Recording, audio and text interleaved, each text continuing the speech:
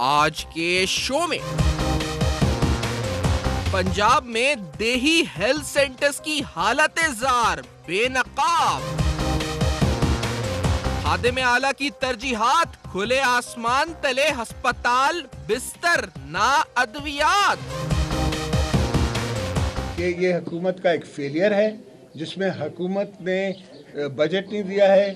Multan road जो है वो 3 दफ़ा टूटती है लाहौर में, 17 बिलियन में बनती है और 3 दफ़ा टूटती है, उसके लिए पैसा है।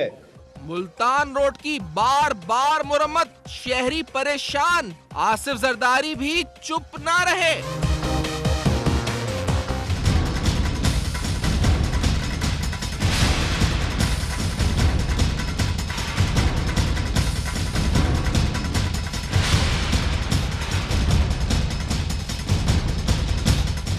पंजाब पुलिस को गैर सियासी करने का मामला लाहौर हाई कोर्ट में जेरे समाअत। अस्सलाम वालेकुम। पस पर्दा हकाइक सनसनीखेज इंकशाफात, प्रोग्राम बेनकाब। मैं हूं आपके साथ सैफान खान। प्रोग्राम स्टार्ट करते हुए मैंने कुछ दिन कबल बेसिक हेल्थ यूनिट्स यानी जो रूरल हेल्थ सेंटर्स हैं और बेसिक हेल्थ यूनिट्स हैं पूरे पंजाब में, तकरीबन 2500 बेसिक हेल्थ यूनिट्स और 316 रूरल हेल्थ सेंटर्स, इनका जिक्र किया था। एक रिपोर्ट पेश करी थी कि इनकी हालत जार क्या है कि 40% के अंदर अस्पताल जो हैं मौजूद, हेल्थ सेंटर्स मौजूद हैं, 40% ऐसी जगहों पर डॉक्टर्स मौजूद नहीं है। इस रिपोर्ट के अंदर बड़े चश्मकुशा इंकशाफात थे कि 40% में डॉक्टर्स नहीं है, कहीं लाइट्स नहीं है, कहीं छत नहीं है, कहीं बिस्तर नहीं है। प्रोग्राम के बाद हमें बहुत सारा फीडबैक मिला, यानी यकीन करें पूरे पंजाब से हम पूरा पाकिस्तानी कवर करते हैं, जहां जहां करप्शन का यह मामला ऐसा आता है तो हम बताते हैं, लेकिन पूरे पंजाब में स्पेसिफिकली ये बात हुई थी रूरल हेल्थ सेंटर्स की, तो देही इलाकों से काफी लोगों ने अपने अपने इलाकों के फुटेजेस भेजे। मिसाल के तौर पर ये झंग का एक फुटेज भेजा एक साहब ने, जो UC 87 बक्कर रोड का है। ये वो अस्पताल जो हेल्थ सेंटर तकरीबन 10,000 मरीजों को देखता है, ना या छत है, चारपाई पर ड्रिप्स लगाकर मरीजों का इलाज होता है। उन्होंने मुझे यह बताया जरूर कि डॉक्टर यहां पर मौजूद है, लेकिन अद्वियात यहां मुयस्सर नहीं है। यह अस्पताल कहना भी इसको मजाक होगा। शायद इसको भी हम उजाला प्रोग्राम के तहत सोलर एनर्जी दे दें, शायद इसमें LED बल्ब लग जाए, लेकिन यहां पर इस अस्पताल में ना छत है, जमीन पर ना बिस्तर है, चारपाइयां उस पर ड्रिप्स लगी हुई हैं। ये एक अस्पताल ऐसा, ये आप देख सकते हैं सब हेल्थ सेंटर जो बक्कर रोड के ऊपर मौजूद है, झंग में UC 87। इस तरह के कई और फुटेज सामने आए, ये आप देख सकते हैं स्क्रीन पर, हम आपको दिखा रहे हैं। हैरान कुन मामला हैं ये वो पंजाब है जहां 250 अरब का ऑरेंज लाइन प्रोजेक्ट बनना है। अहम तरीन सियासी जमातें और पंजाब के अहम तरीन स्टेक होल्डर्स प्रोग्राम में साथ मौजूद हैं, और हम पूछेंगे कि वजह आखिरकार इस पूरे मामले की क्या है, और वजह के साथ साथ सेहत कितनी बुनियादी जरूरत होती है लोगों की। क्या सेहत का हक या सेहत मांगना अवाम का हक नहीं है? क्या लोग भूल चुके हैं, कुरान भूल चुके हैं? वजह क्या है? एजाज चौधरी साहब पाकिस्तान तहरीक इंसाफ के सीनियर रहनुमा ज्वाइन कर रहे हैं लाहौर से। मेरे साथ हैदर जमान कुरैशी साहब पाकिस्तान पीपल्स पार्टी के सीनियर रहनुमा मरकजी ज्वाइन कर रहे हैं लाहौर स्टूडियो से। जनाब फरीद पराचा साहब जमात इस्लामी के सीनियर रहनुमा ज्वाइन कर रहे हैं हमें लाहौर स्टूडियो से। तीनों का बहुत शुक्रिया मोहतरम शख्सियात का जिन्होंने प्रोग्राम में ज्वाइन किया। एजाज चौधरी साहब, मैं हैरान हूं मतलब ये देख करके basic health units, rural health centres, sir ये जो फुटेज हमें भेज रहे हैं लोग जगह जगह पंजाब में, सर छत तो दूर की बात, इसको अस्पताल कहना या हेल्थ सेंटर कहना मजाक है। इसमें वो कहते हैं जानवरों का डॉक्टर भी यहीं बैठा होता है, डॉक्टर भी यहीं बैठा होता है, दवा यहाँ कोई नहीं है, छत नहीं है, जमीन नहीं, कुछ नहीं। ये एजाज साहब हो क्या रहा है आखिरकार, वजह क्या है इसकी? बहुत शुक्रिया सैफान खान। मेरा ख्याल है कि आपने एक जायज़ा पेश किया है। मैं तो इतना जानता हूँ कि 32-33 बरस से पंजाब के अंदर शरीफ फैमिली हुक्मरान है और ये 6ठी मरतबा वज़ीर आला बन रहे हैं, और गुज़श्ता तकरीबन 8वां-9वां साल हो गया है ये पंजाब के वज़ीर आला हैं, और इससे पहले भी ये वज़ीर आला रहे हैं कम अज़ कम 5 मरतबा। मैं कहना ये चाहता हूँ कि असल में इनके माइंड सेट का मसला है। इन्होंने जो तरजीहात अपनी ज़िंदगी की रखी हैं उसका मसला है। इनके ख्याल के मुताबिक तालीम, सेहत, रोज़गार कोई अहमियत का हामिल नहीं है। ये हमेशा से बिग प्रोजेक्ट्स उसकी तरफ जाते हैं, और हर दौर के अंदर एक आध बड़े प्रोजेक्ट को हदफ बना के पूरे 4-4, 5-5 साल उसी के ऊपर लगा देते हैं। और आपने तो 2.5 अरब कहा ना जी, ये 300 अरब का ये जो ऑरेंज ट्रेन का मंसूबा है, ये 300 अरब का है। और मैं आपको 4-5 पॉइंट्स बताता हूं। ये इतने कैलेस लोग हैं, इतने कम ज़र्फ लोग हैं कि साहिवाल का जो दिल का वो उसे कार्डियोलॉजी टावर कहते हैं, 5 साल से नामुकम्मल है। यानी सिर्फ उसमें कुछ रकम चाहिए जो उसको चालू कर दे, इसलिए कि वो पिछली हुकूमत ने, परवेज अलाई ने बनाए थे, उसको आगे नहीं बढ़ने दे रहे हैं। इसके अलावा मेयो हॉस्पिटल का सर्जिकल टावर जो है 5 साल से वो भी वहीं का वहीं पड़ा हुआ है जहां पिछली हुकूमत ने बना के छोड़ा था, उसको भी जिदबाजी की वजह से ये आगे नहीं बढ़ने दे रहा है। तीसरा, रावलपिंडी का बेनजीर भुट्टो हॉस्पिटल है ना, जिस उसकी इमरजेंसी 5 साल के जहां तक तामीर हुई थी वहीं पे रुकी हुई है। उसके बाद वजीराबाद का दिल का अस्पताल सारी दुनिया को पता है, सिर्फ इसलिए उसमें दिल के बाकी शोबे नहीं लेके आ रहे कि वो परवेज अलाई ने तामीर किया था और उससे आगे नहीं बढ़ना चाहते। मैं आपसे अर्ज करता हूं कि आप देख लीजिए, मैं लाहौर का रहने वाला हूं, लाहौर में गुज़श्ता 32-33 साल के अंदर एक जना हॉस्पिटल है जो बेनजीर के दौर में तकमील को पहुंचा था। 11 या 10 आप मुकम्मल अस्पताल 10 और 11 हैं। पूरा वस्ती पंजाब बल्कि जनूबी पंजाब भी अपनी बात जरूरतों के लिए, मिसाल के तौर पे आज से कोई 2 महीने पहले एक खातून जिनका नाम जोहरा था, उनका बहुत बेचारी ठंडे फर्श के ऊपर फौत हुई थी। मैं उनका बताता हूं, वो कसूर की रहने वाली थी और मल्टीपल उनकी बीमारियां थी। वो कसूर से पहले यानी एक प्राइवेट क्लिनिक गई, प्राइवेट क्लिनिक वालों ने जनरल हॉस्पिटल भेजा, जनरल हॉस्पिटल वालों ने पीआईसी भेजा, पीआईसी वालों ने सर्विसेज भेजा, सर्विसेज वालों ने जना अस्पताल भेजा और किसी ने ना लिया। और उनका कहना यह था कि इसके इलाज के लिए हमारे पास यानी माहिर डॉक्टर नहीं है और हमारे पास बेड नहीं है। ये है असल में, मैं पंजाब की एक आपको नक्शा बताया कि चे जाए कि आप तो बेसिक हेल्थ यूनिट, आप बेसिक हेल्थ यूनिट्स की बात कर रहे हैं। वही तो हैरान, इनके एमएनए, एमपीए, इनके चेयरमैन वगैरह जो हैं, उनकी भैंसें बंधी हुई हैं वहां पे, वो इस काम के लिए इस्तेमाल होते हैं। वहां पर डॉक्टर भी हाजिरी लगाता है और गायब हो जाता है।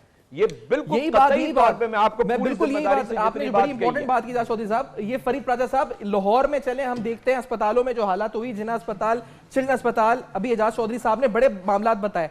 सर ये तो ये जो हेल्थ सेंटर्स रूरल एरियाज में हैं, सर इनको तो हेल्थ सेंटर ही कहना, हेल्थ सेंटर के नाम के ऊपर एक यकीनी तौर पर उस पर एक दाग है।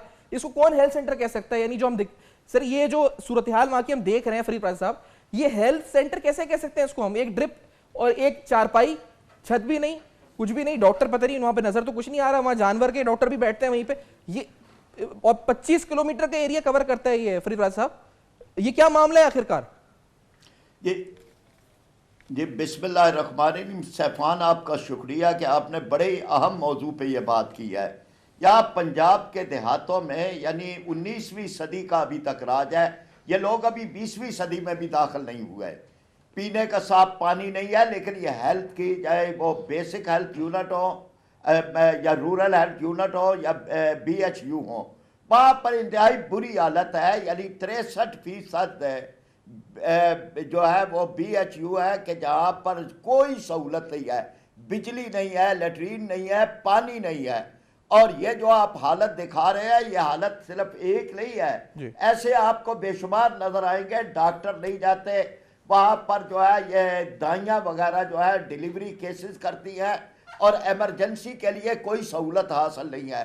अब ये कौन से दावे हमारे हुक्मरान करते हैं? ये एजाज साहब ने जो बताया, ये लाहौर, शहर लाहौर, जिसको ये ऑरेंज ट्रेन और जिसको मेट्रो बस और ये बड़ा कारनामा, यहाँ पर यह है कि जिना अस्पताल, मेयो अस्पताल, सर्विसेज अस्पताल, टोटल तादाद जो है इनमें ICU में बेड्स की टोटल तादाद 80 है। अच्छा। 3 अस्पतालों में, और वेंटिलेटर्स की तादाद जो जिंदगी बचाने के लिए जरूरी है वो वेंटिलेटर्स की तादाद 75 है। अब अंदाजा करें कि ये प्राइवेट डॉक्टरों के काम चल रहे हैं।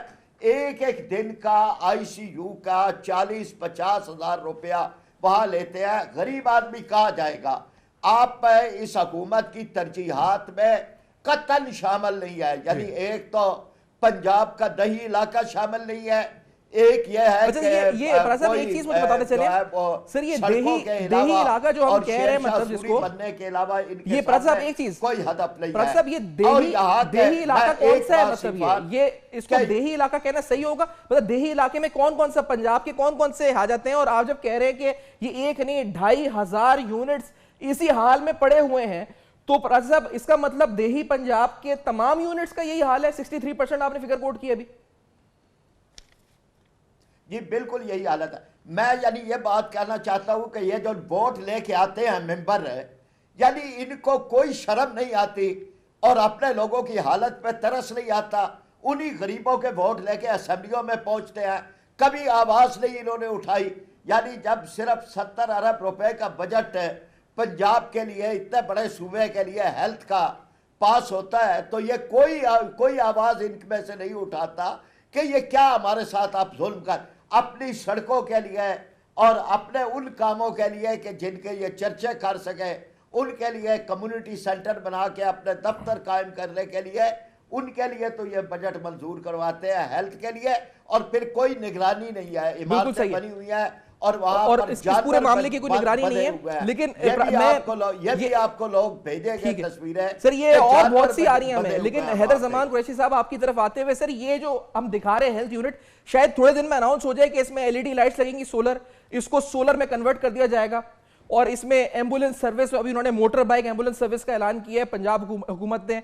और क्या मतलब इसमें फंक्शनल इलेक्ट्रिसिटी और पता नहीं क्या क्या अनाउंसमेंट हो जाने लगी है, क्या पता लैपटॉप भी बांट दें यहाँ पर, या क्या क्या होगा हैदर जमान साहब ये। लेकिन यहाँ पर हेल्थ नहीं है, बाकी सब कुछ शायद आ भी जाए, लेकिन हेल्थ तो यहाँ पे नजर नहीं आ रही इस वक्त। हैदर साहब बहुत शुक्रिया। और इजाज़ चौधरी साहब ने इब्तदाई में जो बातें की उसमें से बहुत सारी बातों से मैं एग्री करता हूं, और अगर आपने तल्ख हकायक सुनने हैं तो आप ज़रा मुझे मौका दीजिएगा। तो मैं ये बेसिक हेल्थ यूनिट तो क्या, मैं इनके पूरे हेल्थ प्रोग्राम की सर्जरी कर दूंगा। देखिए पराचा साहब ने सही कहा है, आप बेसिक हेल्थ यूनिट पे तो दूर की बात है ना, जहां पे पूरे फंड लग रहे हैं। 70 अरब की इस्लामाबाद की मेट्रो, 50 अरब की मुल्तान की, 120 हो गए, 40 से 50 अरब ये खुद कहते हैं कि लाहौर मेट्रो, तो 200 अरब हो गए। और उसके बाद 300 अरब का जिन्होंने इस तरह कहा है ऑरेंज लाइन ना जाने, तो ये 500-600 अरब रुपया जो है ना, अब ये इसकी डिप्लॉयमेंट कैसे की गई है? आपको पता है कि एक अगर मेयो हॉस्पिटल या निश्तर मेडिकल कॉलेज या हॉस्पिटल जो है मुल्तान में वो बनाया जाए, जो टीचिंग हॉस्पिटल होता है, उसकी क्या कॉस्ट है? क्योंकि आपके प्रोग्राम आपने बहुत मेहनत की है। मैं बताना चाहता हूं कि 6 से 7 अरब रुपए में ना एक 500 बिस्तर का हॉस्पिटल बन जाता है, जस्ट 6-7 बिलियन रुपीस। तो आप इमेजिन करें कि 600 अरब रुपया जो इन्होंने अपने अलल्ले तलल्लों पे उड़ा दिया है, इसमें हर तहसील लेवल पे 500 बेड के 100 अस्पताल बन सकते हैं। 100 तहसीलें हैं पंजाब की। तो आप फैक्ट्स और फिगर्स की बात करते हैं, यहां ऐसे ऐसे rural and tehsil headquarter hospitals हैं जो एम्बुलेंस के बगैर हैं, जिन जहां पे डायलिसिस मशीन नहीं है, जहां पे सीटी एक्सरे स्कैन की फैसिलिटी नहीं है या चीजें नहीं है, डॉक्टर तो दूर की बात है। आप कार्डियोलॉजी इंस्टीट्यूट की इन्होंने बात की, वजीराबाद और सियालकोट ऑपरेशनल नहीं हो रहे। ये हमें परवेज इलाही साहब का शुक्रगुजार होना चाहिए कि उन्होंने मुल्तान और फैसलाबाद और पिंडी में 3 और इंस्टीट्यूट बना दिए थे लाहौर के अलावा, लेकिन उसके बाद एक भी इन्होंने इदारा ऐड नहीं किया। इसी तरीके से टीचिंग हॉस्पिटल्स पाकिस्तान पंजाब में सिर्फ 3 हैं, और उसमें रावलपिंडी और मुल्तान में उसकी अशद जरूरत है कि आपके पैरामेडिक्स, आपके यंग डॉक्टर्स तैयार नहीं हो रहे। सिवियर प्रॉब्लम है आपके पैरामेडिक्स का। इसके अलावा मेडिसिन की प्रोक्योरमेंट, आप मेडिसिन की प्रोक्योरमेंट सारी वजीर आला साहब ने सेंट्रलाइज कर दी है। जो डिवोल्यूशन प्लान था उसको यू टर्न कर दिया 9 साल में। तो होता क्या है कि आवाज आप लाहौर से चलती है। मैं इस ब्रेक के बाद आता हूं, तो मैं ब्रेक के बाद मजीद सवाल पूछता हूं कि आखिरकार ये BHUs जिसे कहा जाता है या RHCs rural health centre, health units, इनका जरूरत आखिरकार क्यों बनती है? फिर इस ब्रेक के बाद जब मैं आऊंगा तो बड़ा इंपॉर्टेंट मामला एक और है। मेरे साथ तमाम कदावर शख्सियात इस वक्त पंजाब की मौजूद हैं, बल्कि मरकजी लेवल पे मौजूद हैं। ये तमाम अपनी पार्टीज को रिप्रेजेंट करते हैं। इनके सामने ऑरेंज ट्रेन का तस्करा जरूर रखेंगे। मुल्तान रोड कल जरदारी साहब ने तस्करा किया था उसका कि 3 बार तोड़ दी जाती है। मैं वहां गया, वहां लोगों से बात करी, और हम बताएंगे आपको कि वहां लोगों ने क्या कहा इस बारे में, ये भी दिखाएंगे, लोगों से बात भी करेंगे। इस ब्रेक के बाद में साथ रहेगा।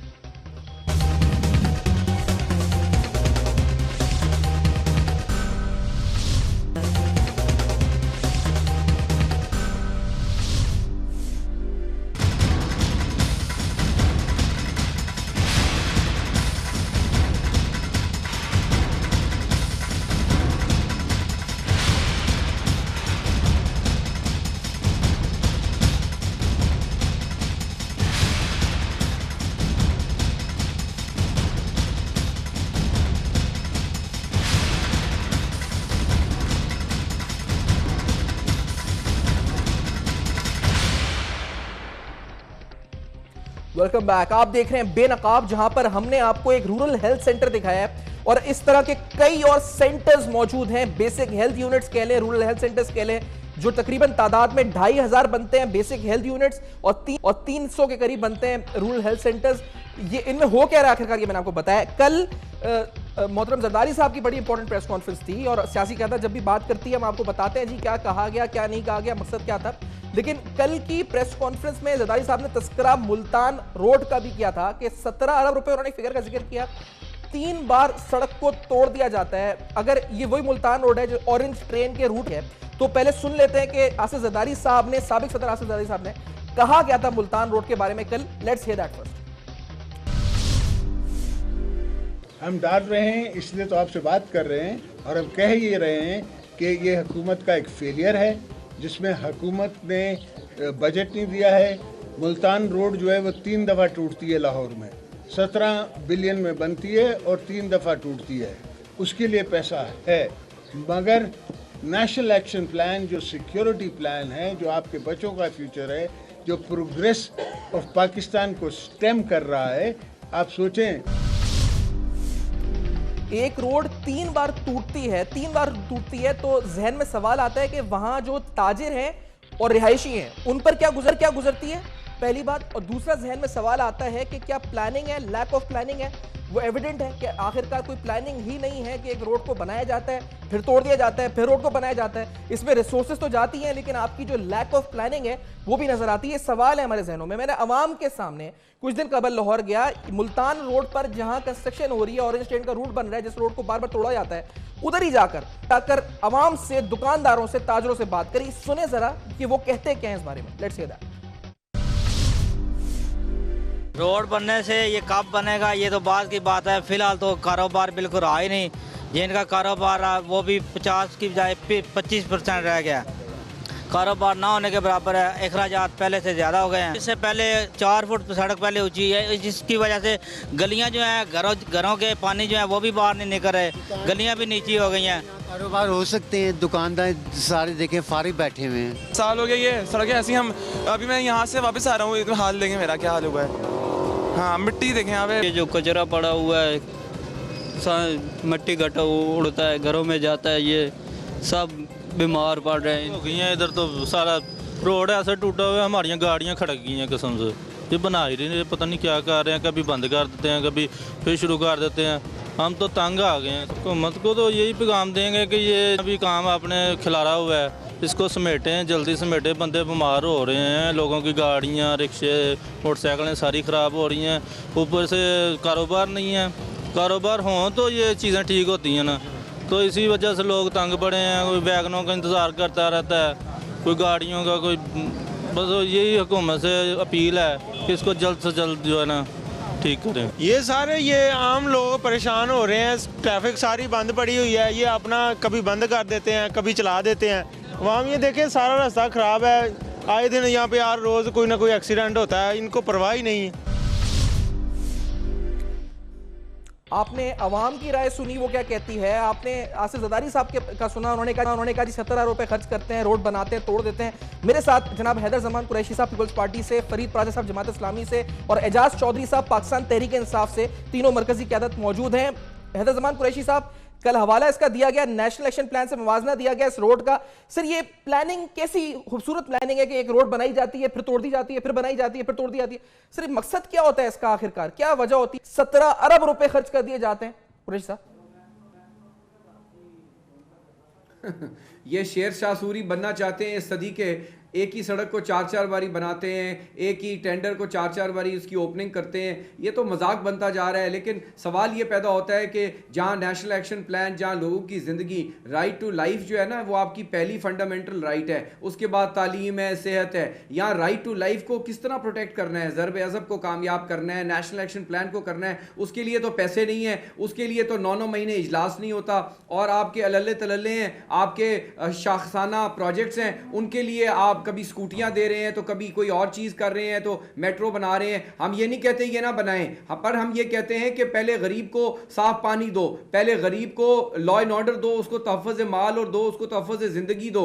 इस मुल्क से सबसे बड़ा जो डेटरेंट टू इन्वेस्टमेंट है, जो deterrent to growth to Pakistan है, डेटरेंट टू सीपैक है, वो लॉ एंड ऑर्डर है, टेररिज्म है। उस पर पूरी तरह आप बजो दें, आप ट्रेनिंग करें, कैपेसिटी बिल्ड करें, अपनी फोर्सेज को बेहतर करें, अपनी पुलिस को बेहतर करें, क्रिमिनल जस्टिस सिस्टम को बेहतर करें। लेकिन यहां सिर्फ हमने सड़कें ही बनानी है क्योंकि सड़कों में कमीशन एंड किकबैक है। आप देखिए ना, हेल्थ की आपने बात की, यहां असेंशियल 16 अद्वियात हैं, किसी पाकिस्तान पंजाब के बेसिक हेल्थ यूनिट में वो दस्तयाब नहीं है। इन्होंने जो मशीनें लगाई हुई हैं, आप दूर कहां जाते हैं, फैसलाबाद एलाइड हॉस्पिटल जो है, इंक्यूबेटर्स जो थे बच्चों के नहीं थे ना, कितने बच्चे जो है हलाक हो गए। लाहौर में कई अस्पतालों के अंदर मशीन्स नहीं चल रही क्योंकि ये वन मैन शो है। प्रॉब्लम ये है कि वो किसी पर एतमाद नहीं करते। हमारे मुल्क में बेहतरीन अफसर हैं, हमारे मुल्क में बेहतरीन डॉक्टर्स हैं, लेकिन वो हर फन मौला खुद है ना। वो कहते हैं सेहत भी मैंने चलानी है, लॉ एंड ऑर्डर भी मैंने चलाना है, हर चीज मैं खुद हूं, काबीना की कोई वुकत नहीं है। सारे ब्यूरोक्रेट्स जो हैं उनको ज़हनी मरीज बना दिया गया है कि रात को 5 बजे भी मीटिंग बुलानी है, सुबह 2 बजे भी बुलानी है, उनको काम को करने नहीं देना। सिर्फ एक छड़ी पकड़कर स्कूल टीचर वाली अप्रोच है। 9 साल से पंजाब अजियत से गुजर रहा है। आज 112 आपने बात की, 112 का बेड़ा गर्क कर दिया इन्होंने। उनके जो डायरेक्टर थे डॉक्टर रिजवान नसीम, उनको उठा के इन्होंने बाहर फेंक दिया। जिन्होंने 9 साल में इदारा बनाया उसको उठा के बाहर फेंक दिया। हैदर साहब, ये तो चले समझ में आ रही है बात कि सड़क बनाना, सवाल तक पहुंचा नहीं आप तक। सड़क बनी हुई सड़क को तोड़ना, फिर बनाना, फिर तोड़ना, फिर मतलब ये क्या है हैदर जमान साहब? मतलब एक बात तो चले समझ में आती है, सड़क बना दी, अच्छी बात है, बना दी, सड़कें होनी चाहिए, लेकिन एक बनी हुई सड़क को तोड़ना, बनाना, तोड़ना, ये क्यों हो रहा है? यानी इधर मैं गया, लोग ये कह रहे हैं यार ये तोड़ देते हैं फिर बना देते हैं, फिर तोड़ देते हैं। इसलिए होता है, ये इसलिए होता है कि सूबे का कोई एडीबी प्लान नहीं है। एक चीज बनती है, उसके बाद मौसूफ जो है हमारे खादम आला वो तुर्की जाते हैं, वो चाइना जाते हैं, वहां पे वो कोई अजीम शान बिल्डिंग देखते हैं, कोई प्रोजेक्ट देखते हैं, वो कहते हैं बस इसको बना दो। कभी डॉल्फिन फोर्स बनाने लग जाते हैं, कभी स्कूटी प्रोग्राम, कभी कोई राइड फोर्स, यानी कभी लाहौर के दरियाए रावी के ऊपर वो कहते हैं बॉस्फोरस बना दो। बात यह है कि एक आपको लंबे प्लान, आज इस मुल्क की, इस सूबे की प्रॉब्लम्स देखनी है। जनूबी पंजाब का बेड़ा गर्क कर दिया है, सेंट्रल पंजाब का भी बेड़ा गर्क कर दिया है, अपर पंजाब का भी बेड़ा गर्क कर दिया है। आप एजुकेशन उठा लें, हेल्थ उठा लें, लॉ एंड ऑर्डर उठा लें, जो गरीब आदमी से चीज डील करती है। सड़कें बनाने बुरी बात नहीं है, आप सड़कों पे जो चलने वाले हैं उनके लिए क्या फैसिलिटीज ला रहे हैं? आपकी यहाँ पे जो रिक्वायरमेंट्स हैं, जो मुल्क और कौम की असल जरूरियात हैं, वो सब पे कोई प्लानिंग नहीं है। सड़क बना देना तो काफी नहीं है।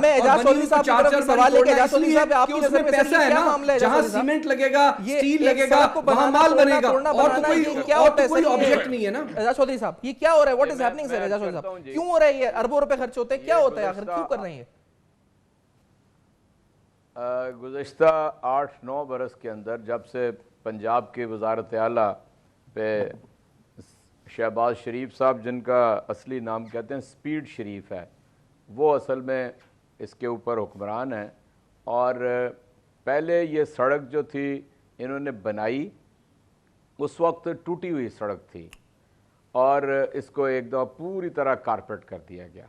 उसके बाद सीवरेज डाला गया, दोबारा तोड़ी गई, दोबारा बनाई गई, और अब तीसरी दफ़ा ये ऑरेंज ट्रेन के मंसूबे की वजह से इन 8 सालों के अंदर अंदर इसके ऊपर इतनी खतीर रकम खर्च हो गई है। सैफान खान, मैं आपसे अर्ज़ ये करना चाहता हूँ कि पंजाब के 36 अजला हैं और एक टीचिंग हॉस्पिटल को बनाने के लिए 1 अरब रुपया दरकार होता है आज के दौर के अंदर, बल्कि छोटे ज़िले के अंदर वो 70-80 करोड़ से लेकर बड़े ज़िले में 1 अरब रुपए तक बन सकता है।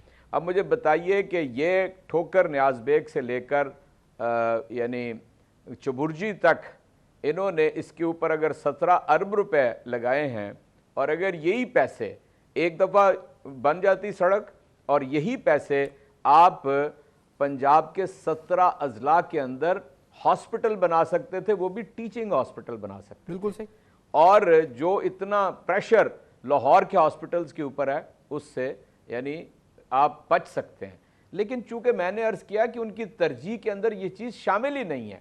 देखिए, उनकी तरजीह में तालीम नहीं है, उनकी तरजीह में हेल्थ नहीं है, उनकी तरजीह में रोज़गार नहीं है। आप किस किस शोबे के अंदर उन्होंने कंपनियां कॉरपोरेशनें इंट्रोड्यूस नहीं करा दी? क्या उसके नतीजे में कोई गवर्नेंस बेहतर हुई? क्या उसके नतीजे में करप्शन में कमी आई? क्या उसके नतीजे में अवाम के लिए कोई सहूलत पैदा हुई? यानी सारा तुर्की से, एक तो हमारी मैन पावर को उन्होंने जीरो करके रख दिया। इतना मुझे तकलीफ है इस बात की कि हमारे पंजाब के अंदर ना उन्हें कोई इंजीनियर नजर आता है, ना कोई मैनेजर नजर आता है, ना कोई अकाउंटेंट नजर आता है। जो तुर्की से जाते हैं, तुर्की से लेकर आ जाते हैं, यहां पर हर काम तुर्की वाले आके कर रहे हैं। सफाई करने से लेकर हस्पतालों को भी तुर्की से एक वफद आया हुआ है पिछले 6 माह से, वो यहाँ पर आकर रिपोर्टें बना रहा है। यानी कोई काम, खुद पाकिस्तानी कौम के बारे में उनकी राय ये है कि ये सारे नलायक लोग हैं। मैं इसका कंपैरिजन आपको खैबर पख्तूनख्वा से करना चाहता हूँ, और जो बात मैं करूँगा मैं साबित करूँगा और उसके ऊपर मैं खड़ा हूँ। वहाँ पर उन्होंने क्या किया है, उन्होंने पेशावर से सारा बोझ ख़त्म करके और सारे जो रिमोट के हॉस्पिटल हैं उन्हें स्ट्रेंथन किया है इन 3.5-4 सालों के अंदर। अगर एक डॉक्टर 80,000 रुपया पेशावर में लेता है ना, तो मटा के अंदर वो 2.5 लाख रुपया लेता है।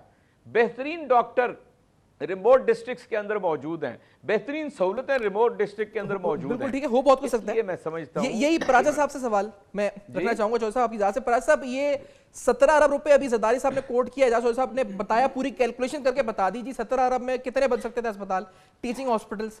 पराजा साहब, ये 17 बिलियन रुपीज रोड टूटी एक बना देते, चले ठीक था, बना के तोड़ना, फिर उसके अलावा जो इनडायरेक्ट लॉसेस हुए उससे, ताजरों की दुकानें, रेस्टोरेंट्स, होटल्स जो वहां पे थे वो टूटे, फिर बने, फिर टूटे, तो कितना नुकसान हुआ फिर साहब? इससे कितनी लैक ऑफ प्लानिंग है ये पंजाब गवर्नमेंट की?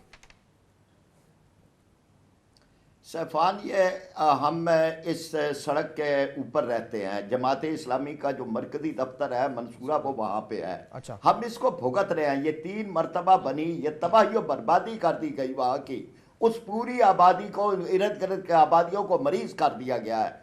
और कितने ही एक्सीडेंट, रोड एक्सीडेंट हुए हैं इस तोड़ फोड़ में। कम अज कम 11 अफराद तो जमात इस्लामी से ताल्लुक़ रखने वाले वो शहीद हुए हैं या ज़ख्मी हुए हैं। और 40 दुकानें हमारी हैं जमात इस्लामी के मंसूरा की कि जो मिसमार कर दी गई, और अभी तक दुकानदारों को या हमें वो प्रॉपर कंपनसेशन भी नहीं मिली। तो ये एक यानी अनोखा सा एक मामला है, और जो एक है कि इन्हें कोई अवाम की परवाह नहीं है। मैं तेरा चिराग हूं, जलाए जा बुझाए जा, अवाम के साथ इनका यही सलूक है। अच्छा, मुझे उसका नतीजा ये है मैं कि इस ब्रेक के बाद आपके पास इसी जवाब को है, कंटिन्यू करता हूं। मुझे ब्रेक का कहा जा रहा है, से जोड़ूंगा मैं इसी आपसे कि आप कहते हैं जी आपका हेड ऑफिस वहां पर है, दुकानें आपके कारकुनों की टूटी हैं, आपको बड़ा नुकसान भी इससे हुआ है, और इस मुल्तान रोड की वजह से कल जरदारी साहब ने नेशनल एक्शन प्लान से कंपैरिजन किया, 17 अरब की बात की है, और जो तरजीहात है वो किधर है? क्योंकि मैं पंजाब पुलिस के हवाले से एक रीसेंट पिटीशन लाहौर हाईकोर्ट में गई, उस पिटीशन में क्या कहा गया पंजाब पुलिस के हवाले से, उसको डीपॉलिटिसाइज, गैर सियासी करने के हवाले से हम बेनकाब करेंगे, वही बताएंगे आपको इस ब्रेक के बाद। मेरे साथ रहेंगे।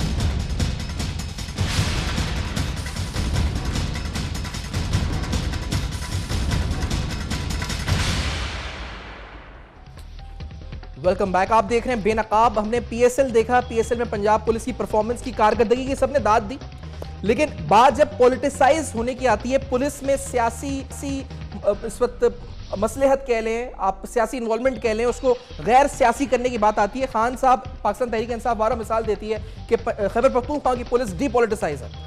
अब जब बात पंजाब की आती है तो इल्जाम लगता है जी कि पुलिस पॉलिटिसाइज है, सियासी है, पुलिस में भर्तियां सियासी हैं, पुलिस को डीपॉलिटिसाइज करें, डेमोक्रेटिक अकाउंटेबिलिटी लेकर आए, ऑटोनोमस बनाएं। ये बातें सुनने बड़ी अच्छी लगती हैं। इस पर एक पिटीशन दायर हुई। पिटीशन पे लाहौर हाईकोर्ट ने क्या किया, ये भी आपको बताते हैं, और पुलिस ऑर्डर 2002 की इंप्लीमेंटेशन के हवाले से क्या इसमें पेशरफ्त हुई है ये भी आपके साथ, क्योंकि इसमें पंजाब की पुलिस के हवाले से पंजाब हुकूमत की कारकर्दगी क्या ये डिस्कस होगी। एडवोकेट साद रसूल साहब जो कि पिटिशनर है इस मामले में, वो भी साथ हैं। मेरे साथ हैदर जमान कुरैशी साहब पीपल्स पार्टी से मौजूद है, फरीद राजा साहब साथ हैं जमात इस्लामी से, और जनाब एजाज चौधरी साहब पाकिस्तान तहरीक इंसाफ साथ हैं। साद रसूल साहब, आप तक आवाज, आपने पिटिशन दायर की है, लाहौर हाईकोर्ट ने क्या किया और आपकी पिटिशन का मकसद क्या है? पंजाब पुलिस क्यों गैर सियासी नहीं है, क्या वजह है, उसमें क्या मसला है? जी साद रसूल साहब, तो मेरी आवाज आ रही है? नहीं जी साद साहब, आप तक मेरी आवाज पहुंच रही है जी? नहीं जी, साद रसूल साहब से राब्ता दोबारा बहाल करें जी, और राब्ता दोबारा मुनक़ता हो चुका है, राब्ता बहाल करके। जब तक फरीद साहब आपकी तरफ आते हुए, सर आप बता रहे थे कि किस तरह मुल्तान रोड के हवाले से आपको मुश्किलात दरपेश थी, और ये पुलिस के हवाले से इस पर क्या कहेंगे पिटिशन? पुलिस डीपॉलिटिसाइज करने के लिए क्या इकदाम करे पंजाब हुकूमत? जी, मुल्तान रोड की तो मैं बात कर रहा था, मेरा अपना हल्का 121 है, वो भी वहाँ पे है। लियाकत बलोच साहब जहाँ से कामयाब हुए थे 127, अमीरुल अजीम साहब हमारे कैंडिडेट हैं 128, ये तीनों हल्के उस मुल्तान रोड पे हैं। अब मैं आपसे अर्ज करता हूँ कि इंतहाई तबाही और बर्बादी है, और कोई हुकूमत ने लोगों के लिए गुजरगाह जो है वो साथ मुतबादल वो कत्ल नहीं बुलाई, कोई सोच ही नहीं है। और जो कुछ वहाँ पे हो रहा है वो सामने नजर आ रहा है कि किस तरह से एक पार्टी फंड भी ठेकेदारों से लिया गया, जो वो खुद बताते हैं, वगैरह वगैरह। मैं आता हूं जो पंजाब पुलिस की आपने बात की है। अच्छा सर, पंजाब पुलिस वाली बात सियासी बनाया जाता है, ये एजेंडे का हिस्सा है मुझे एक कि जहां पर मर्जी के सर, मैं पहले उनका मौक़िफ़ भी ले लूं ना प्रजा, फिर मैं आपकी तरफ भी आता हूं इस बात पे। साद रसूल साहब, अब तक मेरी आवाज पहुंच रही है सर?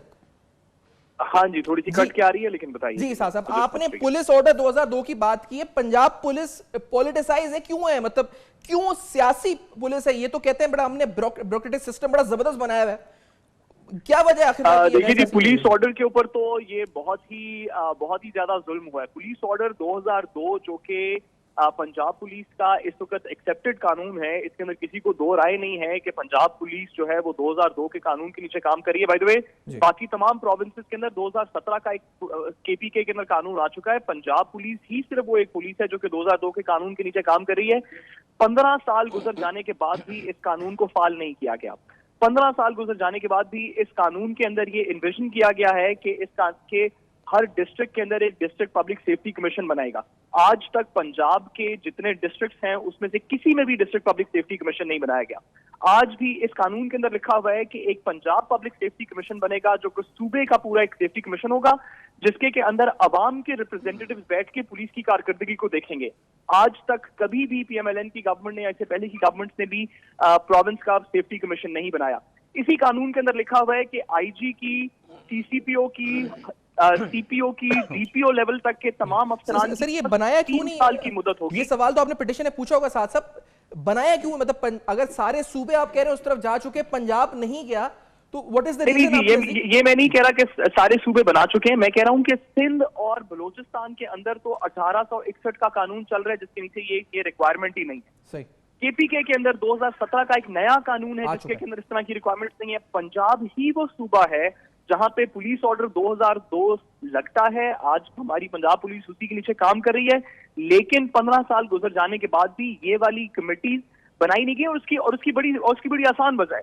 उसकी वजह यह है कि अगर ये वाली कमेटीज और ये वाले सारे प्रोसेसेस बना दिए जाएं तो फिर पोस्टिंग ट्रांसफर, कौन सा पुलिस वाला लगाना है, किस डीपीओ को चेंज करना है, कहाँ पे क्या किसकी इन्वेस्टिगेशन करनी है, किसकी नहीं करनी, ये तो बड़े ट्रांसपेरेंट प्रोसेस से होगी अगर ये कमीशन बना दिए जाएं। अगर जब तक ये कमीशन नहीं बने हुए तब तक पुलिस की तमाम कारकर्दगी, तमाम पुलिस की ट्रांसफर पोस्टिंग के ऑफिसर्स कैसे काम करेंगे, उनकी परफॉर्मेंस, उनकी वैल्यूएशन, ये सब वजीर आला के दफ्तर के अंदर से हो रही है।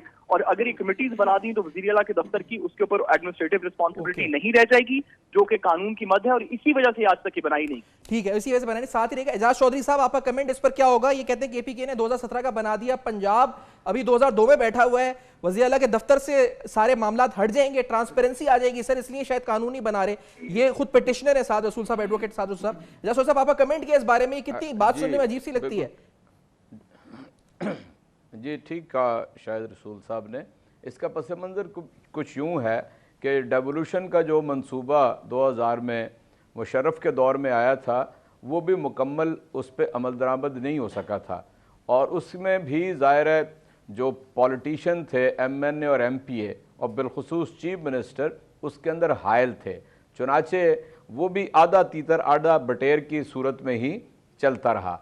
आप उस पर यानी जुल्म ये किया कि 2013 में जो ऑर्डिनेंस इन्होंने लेकर आए शहबाज शरीफ साहब, उन्होंने वो सारा बेड़ा ही गर्क कर दिया, कुछ भी उसका हिस्सा बाकी ना रहा, बल्कि वो जो निज़ाम ज़ियाउल हक 79 में लेके आए थे यूनियन काउंसिलों वाला, वो दोबारा यानी लेकर आ गए, जिसमें अथॉरिटीज़ हैं, फाइनेंशियल अथॉरिटी है, पॉलिटिकल अथॉरिटी है, यानी एजुकेशन अथॉरिटी है, हेल्थ अथॉरिटी है, मुंतखब नुमाइंदों के हाथ में कुछ नहीं है। दूसरा, इन्होंने ये किया, जिस तरह ये पब्लिक जो डिस्ट्रिक्ट पब्लिक सेफ्टी कमीशन नहीं बनाए, इन्होंने आते साथ ही कमिश्नरी निज़ाम बहाल कर दिया, उसके बाद फिर डिप्टी कमिश्नर को बहाल कर दिया, DCO ख़त्म कर दिया। ये जो अभी सिविल एडमिनिस्ट्रेटिव ऑर्डिनेंस आया है, उसके अंदर जो सबसे ज़्यादा काला कानून वापस ले आए, यानी जो ज़िलेदार पुलिस ऑफिसर है उसको DC के तहत कर दिया। ये असल में इनका माइंड सेट है, ये यानी इंडिपेंडेंस नहीं देना चाहते ना सिविल एडमिनिस्ट्रेशन को ना पुलिस को, वो उनके कवानीन के मुताबिक नहीं चलने देना चाहते। वो चाहते हैं कि ये यानी हमारी नौकरी करें, ये किसी कानून के मुताबिक ना करें, जो कुछ जाती उमरा से हुक्म जारी हो उसके मुताबिक काम करें, यानी पूरा निजाम बर्बाद करके रख दिया। निजाम की बर्बादी। हैदर ज़मान साहब जो खैबर पख्तून, सर मैं क्योंकि टाइम शॉर्ट है तो मैं सब पे कमेंट्स लेना चाह रहा हूं। हैदर ज़मान साहब, सर ये जो मेंटालिटी इजाज़ चौधरी साहब कह रहे हैं, सर ये क्या है? मतलब क्या जाती हैसियत में काम करे पुलिस पंजाब की, बड़े अच्छे ब्रेव ऑफिसर्स जानों की नजरानी अपने दे रहे हैं इस वक्त मुसलसल दहशतगर्दी के खिलाफ, तो ये मसला क्या आखिरकार? हैदर ज़मान साहब देखिए, साथ बड़े ब्राइट लॉयर हैं और मुझे बड़ी खुशी हुई कि इन्होंने पब्लिक इंटरेस्ट लिटिगेशन की पिटिशन की है। लेकिन सुफियान देखिए, ये वो सूबा है, आप पहले ग्राउंड रियलिटी को जज करें। चौधरी साहब ने बिल्कुल सही बातें की। ग्राउंड रियलिटी क्या है? ये सूबा उन लोगों की गवर्नेंस के नीचे है जो गुल्लू भट्टों की सरकार है। ये सूबा उन गवर्नमेंट की उसकी गवर्नेंस के नीचे है जिसने पंजाब पुलिस को छोटू गैंग का मुकाबला भी नहीं कर सकती, इतना उसको पॉलिटिसाइज कर दिया है। यहां पे सिर्फ पॉलिटिकल इंटरफेरेंस के लिए या जो इनके सॉफ्टनेस ऑन टेररिस्ट है उसकी फर्दरेंस के लिए या इंतकामी कार्रवाई के लिए इस्तेमाल होता है। उस पंजाब पुलिस का क्या हशर होगा जहां मोहम्मद अली नेकोकारा जैसे ऑनेस्ट इंटेग्रिटी वाले अफसरान अगर नो करते हैं तो उनको टर्मिनेट कर दिया जाता है। उस पंजाब पुलिस का क्या हशर होगा जहां SP और जिले के जो DPO हैं उसको वजीर आला इंटरव्यू करके लगाता है, IG के बस में नहीं है। तो हमें पुलिस ऑर्डर में सेफ्टी कमीशन क्यों नहीं बन रहे? उसकी सिंपल वजह है कि वो चाहते हैं कि कोई मॉनिटरिंग ना हो, जो जाली FIR लॉन्च हो रही हैं, जो लोगों के साथ इस्तेहसाल हो रहा है, जो लोगों को उनके ऊपर राजधानी की वारदातें हो रही हैं। यानी लाहौर शहर जिसमें आप और हम बैठे हैं, जो प्रोविंशियल हेडक्वार्टर है, यहां पे 26 से ज्यादा रोज डकैती की वारदातें होती हैं। क्या मीडिया को वो नजर नहीं आता? यहां पे क्राइम रेट इतना ज्यादा है, सिर्फ एक कराची को टारगेट किया जाता है। अगर आप पंजाब के ऊपर जिस तरह आपने हेल्थ पे प्रोग्राम किया,